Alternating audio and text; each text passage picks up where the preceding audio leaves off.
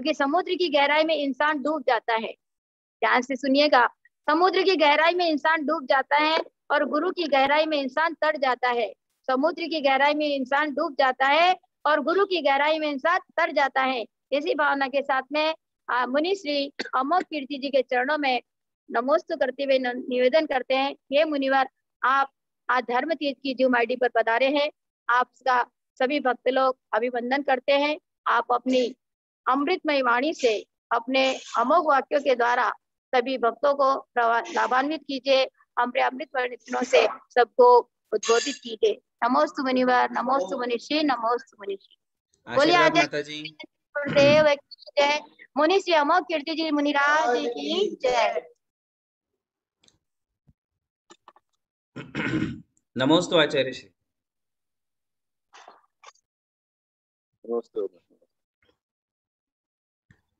नमः श्री वर्धमानाय निर्धूतकलिलात्मने सालोकानां त्रिलोकानां यद्विद्यादर्पणायते श्रीमत्परमगम्भीर स्याद्बालामोघलाञ्छनम् जियात्रे मुख्यनाथस्य शासनं जिनशासनम्। पंच परमेष्ठी भगवान की जय। नमोकार महामंत्र की जय। वर्तमान जिन शासन नायक श्री महावीर भगवान की जय। परम पूज्य आचार्य श्री शांति सागर जी महाराज की जय। परम पूज्य गणाधिपति गंधराचार्य श्री कुंथु सागर जी महाराज की जय। परम पूज्य आचार्य गुरुवर प्रज्ञा श्रमण श्री देवनंदी जी महाराज की जय। परम पूज्य आचार्य श्री गुप्ती नंदी जी गुरुदेव की जय। श्रीमद् जैन धर्म की जय। मुनि श्री अमोघ कीर्ति जी मुनिराज की जय। नमोस्तु। परम पूज्य आचार्य श्री गुप्ती नंदी जी महाराज के श्री चरणों में बारंबार नमोस्तु करते हुए उनकी महानता और उदारता कि उन्होंने हम जैसे छोटे से साधुओं को यहाँ उद्बोधन देने के लिए आमंत्रित की। आचार्य श्री हमारे दादा गुरु गणाधिपति गंधराचार्य श्री कुंथु सागर जी महाराज के परम शिष्यों में से एक हैं, महान प्रभावक हैं। पूरे देश भर में विहार करके उन्होंने धर्म की, आर्ष परंपरा की महनीय प्रभावना की है।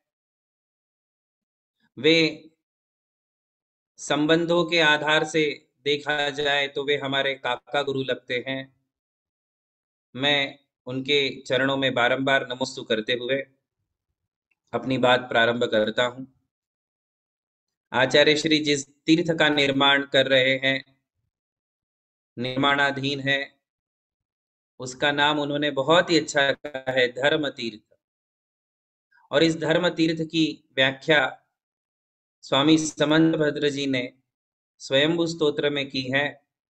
उन्होंने कहा कि ये न प्रणीतम पृथु धर्म तीर्थम ज्येष्ठम जना प्राप्य जयंती दुखम। तीर्थ किसे कहे, धर्म तीर्थ किसे कहे, तो आचार्य स्वामी समंत भद्र महाराज कहते हैं ये न प्रणीतम पृथु धर्म तीर्थम ज्येष्ठम जन प्राप्य जयंती दुखम। जिसके आश्रय को पाकर के संसारी जीव अपने दुखों को धो देते हैं, अपने दुखों से मुक्त हो जाते हैं, दुखों पर विजय प्राप्त कर लेते हैं, उसे धर्म तीर्थ कहते हैं।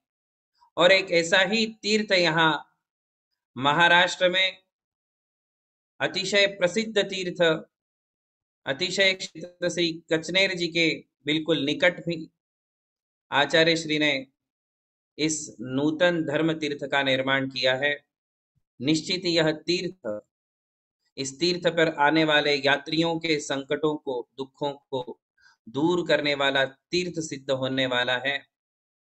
धर्म स्नेही बंधुओं, भगवान महावीर स्वामी की जन्म जयंती के शुभ अवसर पर ये जो 1 महीने का आयोजन आचार्य श्री ने यहाँ किया और उसमें अनेक साधुओं को आमंत्रित करके उन साधुओं के द्वारा भगवान महावीर स्वामी के ऊपर जीवनी पर प्रवचन की एक अच्छी संयोजना की और आप लोगों के लिए लाभान्वित किया। तीर्थ शब्द का अर्थ ही है जो भक्तों को तार देता है। तीर्यते अनेन इतिवा तीर्थम, जिसके द्वारा भक्तजन संसार समुद्र से तीर जाते हैं उसे तीर्थ कहते हैं। और भगवान महावीर स्वामी का तीर्थ, उसके लिए भी आचार्य कहते हैं सर्वापदामंतकरम निरतम सर्वोदयम तीर्थमिदम तवैव। हे भगवान, सभी प्रकार की आपदाओं से मुक्त करने वाला आपका यह तीर्थ है, इसलिए आपका ही तीर्थ सर्वोदय तीर्थ है। भगवान महावीर स्वामी के तीर्थ को सर्वोदय तीर्थ कहा। धर्म स्नेही बंधुओं, तीर्थ शब्द का अर्थ केवल मंदिर और मूर्तियां नहीं है। तीर्थ शब्द का अर्थ है सम्यक दर्शन, सम्यक ज्ञान और सम्यक चारित्र। इसे भाव तीर्थ कहते हैं। द्रव्य तीर्थ और भाव तीर्थ, ये दो प्रकार के तीर्थ हैं। जहां ये दोनों प्रकार के तीर्थ विराजमान हैं। द्रव्य तीर्थ का अर्थ होता है आयतन। श्री जिनेंद्र भगवान के मंदिर, श्री जिनेंद्र भगवान की प्रतिमाएं, इन्हें द्रव्य तीर्थ कहते हैं। या फिर तीर्थंकरों के कल्याणक जहां हुए हैं, जहां तीर्थंकरों ने जन्म लिया, जहां तीर्थंकरों ने तपस्या की, जहां तीर्थंकरों ने केवल ज्ञान प्राप्त किया और जहां से तीर्थंकर निर्वाण प्राप्त करते हैं, उन्हें द्रव्य तीर्थ कहते हैं। और उन तीर्थों के शरण में जाकर के जो लोग सम्यक दर्शन, ज्ञान और चारित्र की आराधना करते हैं, ऐसे मुनियों को भाव तीर्थ कहते हैं। आज ये आपका परम सौभाग्य है कि आपके लिए दोनों प्रकार के तीर्थ एक ही जगह प्राप्त हो रहे हैं और उसका नाम है धर्म तीर्थ। वहां द्रव्य तीर्थ भी विराजमान है, भाव तीर्थ भी विराजमान है। बड़ा ही सुंदर नाम है धर्म तीर्थ, क्योंकि वहां आपके लिए विशाल जिन प्रतिमाओं के भी दर्शन हो रहे हैं और चलते फिरते तीर्थों के, मुनियों के, आचार्य श्री के भी दर्शन आपके लिए वहां प्राप्त होते हैं। ऐसा यह तीर्थ। धर्म स्नेही बंधुओं, तीर्थ शब्द का और एक अर्थ है, वह है श्रुत। जिनेंद्र भगवान की वाणी, दिव्य ध्वनि, इसे भी तीर्थ कहते हैं, क्योंकि एकमात्र जिनेंद्र भगवान की वाणी ही है जो संसार में धर्म तीर्थ का प्रवर्तन कराती है। यदि भगवान की वाणी ना होती तो आज हम तक ना द्रव्य तीर्थ प्राप्त होते, ना हमारे लिए भाव तीर्थ प्राप्त होते, ना हमारे लिए मंदिर मूर्तियां प्राप्त होती, ना हमारे लिए मुनि प्राप्त होते। यदि आज संसार में इतने तीर्थ और इतने मुनि हमारे लिए देखने को मिल रहे हैं, तो इसका एकमेव कारण है श्री जिनेंद्र भगवान की दिव्य ध्वनि, जिनवाणी, और यही मूल में तीर्थ है। मूल बात को समझना अत्यंत आवश्यक है। जब तक हम मूल को नहीं पकड़ेंगे, तब तक हम भ्रम में जिएंगे, मिथ्यात्व में जाएंगे, सही और झूठ की पहचान नहीं कर पाएंगे, सोना और पीतल का अंतर नहीं समझ पाएंगे। इसलिए मूल को समझना अत्यंत आवश्यक है। एक राजा ने कहा कि जो सबसे अच्छी नाव बना के लाया, नाव बनानी थी, नाव बनाने के लिए कहा, जो अच्छे से अच्छी नाव बना के लाएगा उसे मैं बहुत बड़े पारितोषिक के साथ सम्मानित करूंगा। वहां कई लोग थे जिन्होंने राजा की घोषणा सुनी थी। पारितोषिक के चक्कर में कई लोगों ने नाव बनाई। उसमें से एक व्यक्ति ने बहुत बेजोड़ और बहुत सुंदर नाव बनाई थी। शिल्प कला थी, मार्बल की नाव थी, मार्बल की नाव, मार्बल का जहाज। इतनी सुंदर नाव बनाई और उसपे इतनी अच्छी नक्काशी उसने प्रदान की। नक्काशी के दृष्टि से, आकार की दृष्टि से इतनी बेजोड़ नाव उसने, अत्यंत कीमती नाव बनाई थी मार्बल की। उसी नगर में एक बहुत बड़ा सेठ था। उस सेठ ने जो है अपनी संपत्ति का उपयोग करते हुए राजा को प्रसन्न करने के लिए सोने की नाव बनाई, सोने की, और इतनी बहुत बढ़िया, उसमें भी उसने सोने की नाव में सुंदर सुंदर चित्र दिखाए एम्बोसिंग करके, और बढ़िया नाव बना करके वो राजा के पास लाया।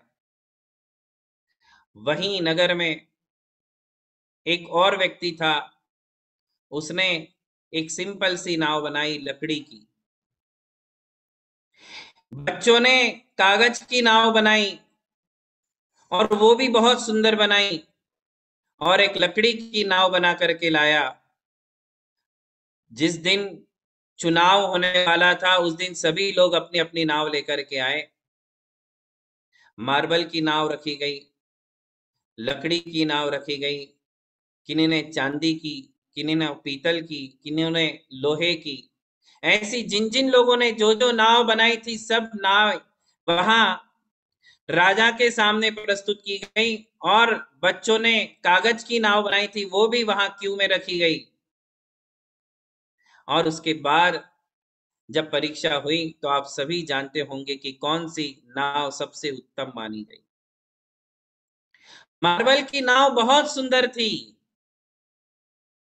सोने की नाव उससे भी सुंदर थी, और बच्चों ने जो दिल लगा करके कागज की नाव बनाई थी वह भी सुंदर थी। किंतु राजा ने सबके समक्ष वहां एक नाव का चुनाव किया जिसमें कोई नक्काशी नहीं थी, जिसमें कोई सौंदर्य नहीं था, जिसका आकार भी बहुत अच्छा नहीं था, किंतु उसी नाव का चुनाव राजा ने किया, वह थी लकड़ी की नाव। लकड़ी की नाव का चुनाव राजा ने किया। सोने की नाव रिजेक्ट हो गई, मार्बल की नाव रिजेक्ट हो गई, पीतल की, तांबे की, लोहे की, कांच की सारी नावें रिजेक्ट हो गई, और एक अकेली लकड़ी की नाव वहां सिलेक्ट हुई। उसका कारण आप सभी को पता है कि एक दिखने मात्र से किसी को अर्थ प्राप्त नहीं होता है। नाव शब्द का अर्थ है जो स्वयं तिरे और दूसरों को तारे। यदि मार्बल की नाव बैठोगे तो आप डूबो पांड्या, ले डूबो जजमान। जो उसमें बैठने वाला है वो मार्बल की नाव भी डूबने वाली है और उसमें बैठने वाला भी डूबने वाला है। सोने की नाव कितनी भी मूल्यवान हो, किंतु उसमें नाव का कोई अर्थ नहीं है, वो खुद भी डूबेगी और उसमें बैठने वालों को भी डुबा देगी। एक ही नाव थी जो स्वयं तैर सकती थी और दूसरों को तार सकती थी। राजा ने कहा कि आप लोगों ने अपनी संपत्ति दांव पे लगा करके बहुत अच्छी अच्छी नाव बनाई है, किंतु आपकी नाव कोई काम की नहीं। यदि काम की हो तो दिखाएं जरा, और अपने नगर के बाहर जो बहुत बड़ी नदी है उस नदी में अपनी नाव को तिरा के दिखाए। सब लोग पीछे हो गए और लकड़ी की नाव जो थी उसे आगे किया गया। क्यों? क्योंकि लकड़ी की नाव में ही वो खूबी थी। धर्म स्नेही बंधुओं, सबसे पहले सत्यम, फिर शिवम, फिर सुंदरम। सुंदर तीसरे नंबर पे है, सौंदर्य को पहले ना ले, सौंदर्य तीसरे नंबर पर है। मंदिरों की सौंदर्य से प्रभावित नहीं होना चाहिए। आज लोग केवल एक ही बात कहते, अरे वो मंदिर कितना सुंदर है, अक्षरधाम देख के आओ, वो सोने का गोल्डन टेम्पल देख के आओ, वो मंदिर कितना बढ़िया है, वो मंदिर कितना बढ़िया है। अरे सौंदर्य पर ना जाए।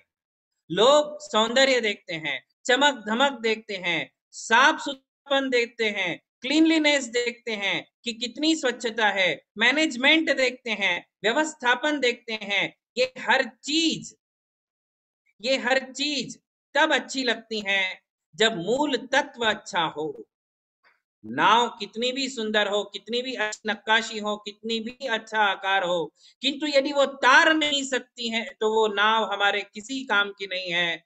जो आयतन, जो मंदिर, जो प्रतिमाएं, जो तीर्थ हमारे लिए तार नहीं सकते हैं, वे कितने भी सुंदर हो, और वहां कितना भी बड़ा सौंदर्य भरा हो, वहां कितना भी अच्छा व्यवस्थापन हो, मैनेजमेंट हो, साफ सुथरापन हो, उससे हमारे लिए कोई लाभ नहीं है। मंदिर में विराजमान मूल तत्व कौन सा है?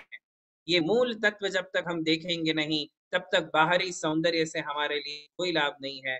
सत्यम शिवम सुंदरम, सबसे पहले सत्य को देखें, फिर शिव यानी कि मांगल्यता को देखें। इसमें सत्य कितना है, इसमें मूल तत्व कौन सा है, और उसमें मांगल्य है या नहीं, मंगलपना है या नहीं। यदि सत्य और शिव मिल जाए तो फिर सौंदर्य भी अच्छा लगेगा, व्यवस्थापन भी अच्छा लगेगा, हर चीज अच्छी लगेगी, हर चीज को मार्क्स दिए जाएंगे। एक के ऊपर जितने जीरो रखे जाएंगे उन सबको मूल्य मिलने वाला है, किंतु यदि एक ही नहीं है, जीरो का जो ही रह जाने वाला है। धर्म स्नेही बंधुओं, भगवान महावीर का तीर्थ हमारे लिए एक का आंकड़ा है, और उस तीर्थ में जीने वाले हम जितने अच्छे अच्छे काम करेंगे उतने जीरो उस एक के ऊपर लगते जाएंगे। फिर तीर्थों का निर्माण करें, मंदिरों का निर्माण करें, बेस्ट मैनेजमेंट वहां का होना चाहिए, बढ़िया भोजन वहां मिलना चाहिए, यात्रियों के लिए अच्छी सुविधाएं वहां होनी चाहिए। यदि ये सब चीज है तो फिर उसका मूल्य और भी बढ़ते जाता है। किंतु सबसे मुख्य बात है महावीर भगवान का तीर्थ।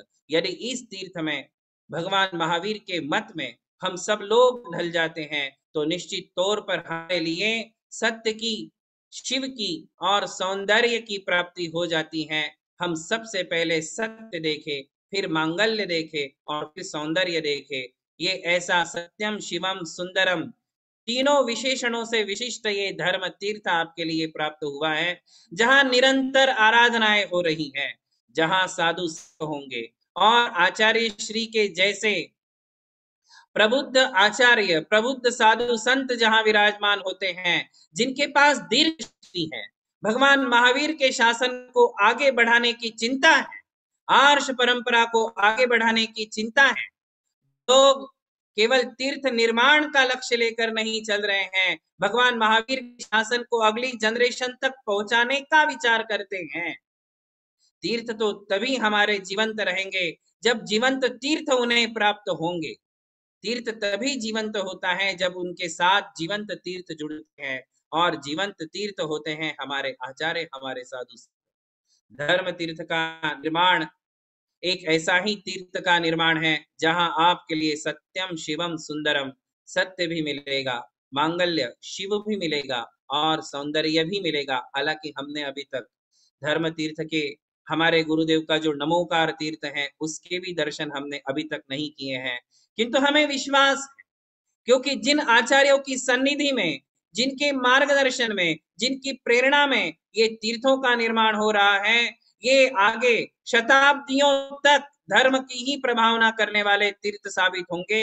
यहाँ से संस्कारों का शंखनाद होगा, यहाँ से संस्कारों की प्रेरणा होगी, यहाँ से आर्ष की प्रभावना होगी, और यहीं से सभी के संकटों का, दुखों का, विघ्नों का निपटारा होने वाला है। इसलिए ये तीर्थ सत्य है, शिव है, सुंदर है। मैं धर्म तीर्थ पर विराजमान पूज्य आचार्य श्री के चरणों में बारंबार नमोस्तु करते हुए ये भावना व्यक्त करता हूं कि जिस प्रकार आपने इस कोरोना काल में विगत वर्ष भर से, साल भर से आपने भक्तों को छोड़ा नहीं, भक्तों का हाथ पकड़ के रखा, जैसे युग के आदि में भगवान आदिनाथ ने भगवान भक्तों के लिए आलम्बन दिया था, आलम्बनम भवजले पतताम जनानाम, ऐसे ही कोरोना काल में आपने भक्तों की नैया को संभाल के उनका हाथ पकड़ के रखा और उन्हें उनके संकटों से, उनके विघ्नों से, उनकी बीमारियों से मुक्ति दिलाई। निरंतर भ्रमर स्तोत्र के आराधनाएं वहां हो रही हैं, महामृत्युंजय की आराधनाएं निरंतर चल रही हैं। ये किसके लिए? परोपकाराय सताम विभूतयः, ये जो दिगंबर जैन साधुओं की ये निर्ग्रंथ मुद्रा है, ये अपने लिए है ही नहीं, इनका सारा जीवन दूसरों के लिए है। ये केवल भक्तों के लिए जीते हैं, अपनी आत्मा का कल्याण करते हैं, शिष्यों का कल्याण करते हैं और भक्तों का भी कल्याण करने में संलग्न रहते हैं। तो हमारे आचार्य श्री गुप्तीनंदी जी गुरुदेव ने जो 1 साल से भक्तों की नैया को संभाल के रखा, भक्तों का हाथ पकड़ के रखा, भक्तों की भावनाओं को निरंतर धर्म मार्ग में लगा करके रखा, ये उनके महान उपकार है, ये उनके महान उपकार है। हमारे गुरुदेव प्रज्ञा शमन आचार्य श्री देवनंदी जी महाराज श्री ने भी कोरोना काल में नमोकार तीर्थ से निरंतर भक्तों के लिए जाप्यानुष्ठान के माध्यम से, मंत्र अनुष्ठान के माध्यम से, आराधनाओं के माध्यम से सबके लिए आशीर्वाद देते रहें। और धर्म तीर्थ पर तो निरंतर आराधना पूजा ही चल रही है। मुझे पता चला कि हजार लोगों ने यहाँ से जो है कोरोना काल में अपनी कोरोना की बीमारी से मुक्ति प्राप्त की।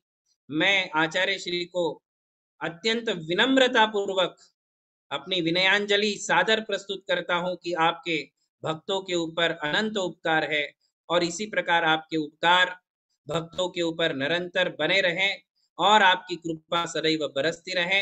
हम जैसे लघु शिष्यों के लिए, छोटे साधुओं के लिए भी आपकी प्रेरणाएं प्राप्त होती रहें।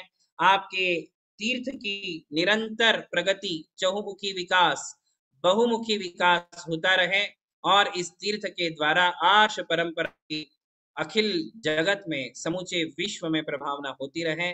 ऐसी मंगलमय भावना व्यक्त करते हुए मैं आपके चरणों में बारंबार नमोस्तु करता हूँ। नमोस्तु आचार्य श्री, नमोस्तु आचार्य श्री, नमोस्तु आचार्य श्री। बहुत ही सुंदर, अच्छी व्याख्या अमुक कीर्ति जी की अमुक वाणी में निकली है। क्या नाम रखे छांट करके आचार्य श्री देवनंदी जी ने, एक से बढ़कर एक। कल अमर कीर्ति थे, आज अमुक कीर्ति हैं। और हम लोग पढ़ते हैं कि श्रीमद परम गंभीर स्यात् बाधा मोग लांछनम जिया त्रैलोक्यनाथस्य शासनम जिन शासन। आज जिन शासन यदि जयवंत हो रहा है तो यह स्यात् बाधा मोग लांछनम, शाद रूप जो लांछन जिनका है, अमोघ चिन्ह है, ऐसा भगवान की जिन शासन जयवंत हो रहा है कि अमोघ वाणी से हो रहा है। हमारे साधर्मी, हमारे धर्म भतीजे, उन्होंने हमें काका कहा, धर्म के काका। हाँ भाई, क्यों भाई काका? हमने बोला हाँ भतीजा। बोलो भतीजा। भले काम भला नतीजा, बुरे काम का बुरा नतीजा। लोग डॉक्टरों को कोस रहे हैं, दवाई के लिए हल्ला मचा रहे हैं, हॉस्पिटल के लिए आज परेशान हैं। लेकिन हमारा वोट न डॉक्टरों के लिए था, न मेडिकल के लिए था, न विद्यालय के लिए था, न गुरुकुल के लिए था, न हॉस्पिटल के लिए था। हमारा वोट तो मंदिर और मस्जिद के लिए लग रहा था।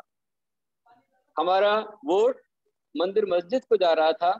हमारे झगड़े मंदिर मस्जिद को जा रहे थे और आज मंदिर और मस्जिद पहले बंद किए गए। हॉस्पिटल में लोग जुड़े हुए हैं।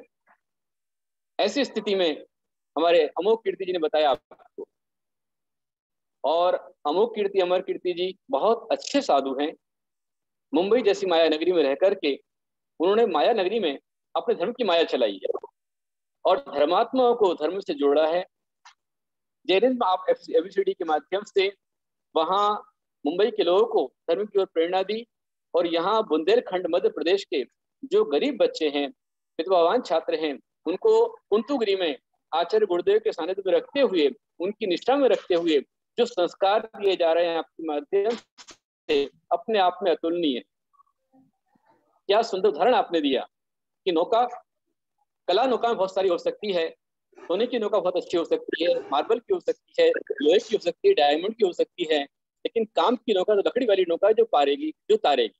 इसी प्रकार से धर्म बहुत सारे हैं, लेकिन आचार्य भगवान स्वामी कहते हैं कि देशयामि समीचीनम धर्म कर्म निवर्हणम। मैं समीचीन धर्म कहता हूं। जो धर्म कौन सा है? जो कर्म निवर्हण, कर्मों का नाश करे सो धर्म है। संसार दुखता सत्मान, संसार के दुखी प्राणियों को तुम सुखे, जो तुम सुख धारण कराए सो धर्म है। उसी धर्म की व्याख्या को आप अच्छे ढंग से आप लोगों ने समझा है। और हमारे मुनीश्री ने बताया कि हमारे अग्रज सरस्वताचार्य आचार्य श्री देवनंदी जी, आचार्य श्री गुरुनंदी जी, या आचार्य वैराग्य नंदी जी, आचार्य श्री नंदी जी, प्रबुद्ध आचार्य में आचार्य प्रबुद्ध नंदी जी, पद्मनंदी जी आते हैं, और हमारे गुरुदेव शिक्षा गुरु आचार्य गुरुदेव कनक नंदी जी, ये सभी आचार्य भगवान अपनी करुणा बरसा रहे हैं। गढ़नी हरिका ज्ञानमती माता जी और भी अनेक साधु हैं जो कहीं भक्तों को लेकर के, कहीं स्वाध्याय चल रहा है, कहीं मंत्रानुष्ठान चल रहा है, कहीं जपानुष्ठान चल रहा है। और हमारे अमर कीर्ति अमोघ कीर्ति जी ABCD ऑफ जैनिज्म के माध्यम से जब से कोरोना लगा हुआ है तब से वो देश और विदेश के, अमेरिका और इंडिया के सभी भक्तों को मिला करके और काफी अच्छी क्लासेस वो ले रहे हैं। रोज शाम के टाइम पर आधे घंटे का स्वाध्याय उनका भी चलता है, जिसमें सैकड़ों की संख्या में लोग अच्छा लाभ ले रहे हैं और कहते हैं कि हम जैसे छोटे साधु, हमारे अमर कीर्ति अमोघ कीर्ति छोटे नहीं है, बहुत ही सुंदर साधु हैं, मनोज्ञ साधु हैं, विचारवंत साधु हैं, विनम्र साधु हैं, संस्कारित साधु हैं। और आज धर्म का संस्कार, धर्म का शंखनाद वो निरंतर कर रहे हैं। और हमें, हमारे जैन धर्म को, महावीर स्वामी को ऐसे युवाओं की आवश्यकता है। ये युवा मुनि अपनी तरुणाई में संसार की विषय वासनाओं को छोड़ करके स्वयं धर्म के राह पर चल रहे हैं, आचरण की आंच में तपते हुए धर्म का शंखनाद निरंतर कर रहे हैं। इनकी जितनी प्रशंसा की जाए उतनी कम है।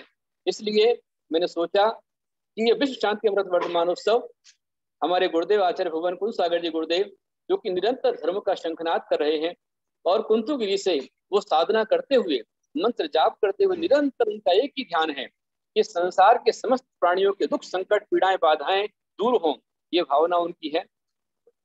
महान भावों, ये आपके समुद्र सुख आता है और दुख आते हैं। सुख व्यक्ति के अहंकार की परीक्षा लेता है, जबकि दुख व्यक्ति के धैर्य की परीक्षा लेता है। और दोनों परीक्षाओं में उत्तीर्ण व्यक्ति का ही जीवन सफल होता है, ध्यान रखना। हमारे मुनिश्री ने कहा कि मंदिर सुंदरम बाद में हो, पहले सत्यम और शिवम हो, सत्य हो और कल्याण करने वाला हो, तब जाकर सुंदर की तक ही महत्व है। बहुत अच्छा विषय रखा। और जिनवाणी कहती है कि जो व्यक्ति सत्य के साथ अड़ा है, जो व्यक्ति सत्य के साथ अड़ा है, उसके साथ परमात्मा भी खड़ा है, उसके साथ परमात्मा भी खड़ा है। और ये जो बहुत सुंदर निर्णय होते हैं, एक मिनट में कभी जिंदगी नहीं बदलती है, लेकिन एक मिनट में जो सोचकर लिया गया फैसला आपकी पूरी जिंदगी बदल देता है। इन युवाओं ने किशोरावस्था में, मैं भी हूँ, हमारे देवनंदी जी भी हैं, अमर कीर्ति अमोघ कीर्ति जी, हमारे सारे साधु हैं, जिस समय किशोरावस्था आई थी, किस और जिनवाणी पूछती है, कौन दिशा में तो है जाना है रे मनवा, कौन दिशा में तो है जाना है रे मनवा, एक पुण्य की डगर, एक पाप की डगर, जरा सोच तो ले, देख तो ले, कौन दिशा में तो है जाना है रे मनवा। टीन एज, किस और, किशोर, किशोर बोलते ना, किस और, इस और या उस और, आप किस और जाना है, ये निर्णय जिनवाणी ने पूछा और हम लोगों ने उस रास्ते को चुना, धर्म के रास्ते को, मुक्त के रास्ते को। उसी रास्ते पर वो एक मिनट का लिया गया फैसला, उसने जिंदगी को पूरा बदल दिया। और जिनवाणी कहती है, छोटी सी जिंदगी है, हंसकर जियो, छोटी सी जिंदगी है, हंसकर जियो, उदासी में क्या रखा है, उदासी में क्या रखा है, मुस्कुरा के जियो, अपने लिए और अपने साथ सबके लिए जियो। यही हमारा कर्तव्य है। आज दिगंबर जैन मुनि और अन्य साधु संत जो मीटिंग के माध्यम से निरंतर दूसरों की पीड़ा मिटाने के दिन रात प्रयास कर रहे हैं। और यही जिनवाणी माता कहती है कि देख किसी का दर्द, देख दूसरों का दर्द, जब मन से आह निकल आती है, देख दूसरों का दर्द जब मन से आह निकल आती है, यही बात इंसान को इंसान बनाती है, यही बात इंसान को इंसान बनाती है। तो हम इंसानियत के नाते, नैतिकता के नाते निरंतर परोपकार करते रहें। इसलिए वर्धमानोत्सव में कल अमर कीर्ति आए थे, आज अमोघ कीर्ति आए हैं। कल गणनियारी का सौभाग्यवती माता जी हमारे बीच में आएंगी और वो भी अपने समक्ष अपनी बात रहेंगी। और पता नहीं किस आचार्य, किस मुनि, किस साधु, किस माता जी की वाणी, अमृत वाणी आपके लिए अमृत संजीवनी बन जाए। आज बहुत सुंदर संदेश अमोघ कीर्ति जी का रहा है। मैं उन्हें बहुत बहुत धन्यवाद दूंगा, आभार करूंगा कि उन्होंने मेरे संदेश को समझा और मेरे आह्वान पर वो यहाँ पर आए। हालांकि उनका बहुत अच्छा विषय चल रहा है, अभी उनका स्वाध्याय का समय चल रहा है, लेकिन उन्होंने अभी समय निकाला, अनमोल समय निकाल करके और अपनी वाणी यहाँ पर दी है और कहा है कि जिंदगी ऐसे जियो जिंदगी ऐसे जियो कि अगर कोई आपकी बुराई भी करे, जिंदगी ऐसे जियो कि अगर कोई आपकी बुराई भी करे तो दूसरा उस पर विश्वास ना करे। ऐसी हमारी जिंदगी होना चाहिए। और ये सूत्र बहुत अच्छा हमारे अमोघ कीर्ति जी ने दिया है। मैं उनको पुनः पुनः धन्यवाद दूंगा और आह्वान करूंगा कि आगे जब भी मैं आपको आवाज दूं, भतीजे जी नमस्ते आचार्य जी। हाँ, हम सब मिलकर साथ में चलेंगे, एक साथ में खड़े होंगे और